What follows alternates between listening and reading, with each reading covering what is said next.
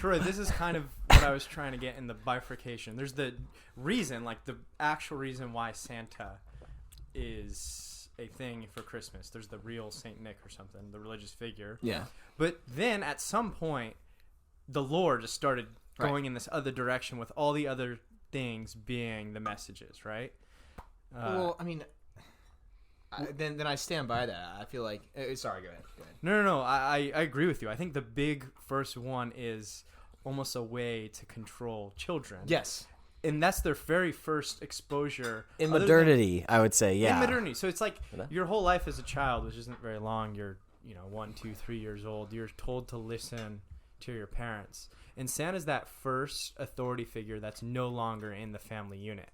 He knows when you were sleeping. He knows when you're awake. He knows when you've been bad or good, so be good for goodness sake. Yeah. So that is like pretty powerful in a child's mind. It's, holy shit, I don't need to just behave myself in front of my mom and dad. I need to be a good person. I need to be a good person in the scope of society. I always thought, it was just sort of, there was this cultural transmission via parents, like parentage, that turns Saint Nick into Santa, and then, consumerism sort of co-opted that.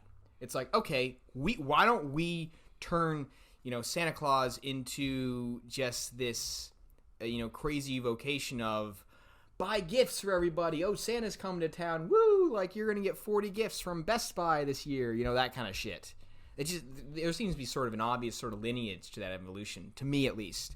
But I don't have any nuance, Right, I don't really understand. So if we start with the obvious that we both thought of, where Santa is like a social control mechanism for kids. Yeah. And then what I kind of was mentioning was, because of how you're raised, you're first socialized by your family. Santa's that first figure in your life that's outside of the family that is giving you incentive to be socialized too. Did you ever fear Santa, though? No, but you wanted presents. So sure, but did you ever realistically fear the never idea? feared Santa. That's the issue. But yeah.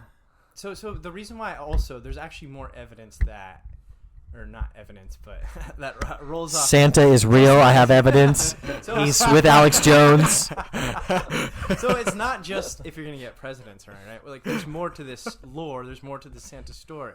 So think about the other things that are in Santa's lore. It's elves. There's deer, elves. The Why the fuck do elves? So it's like there's these.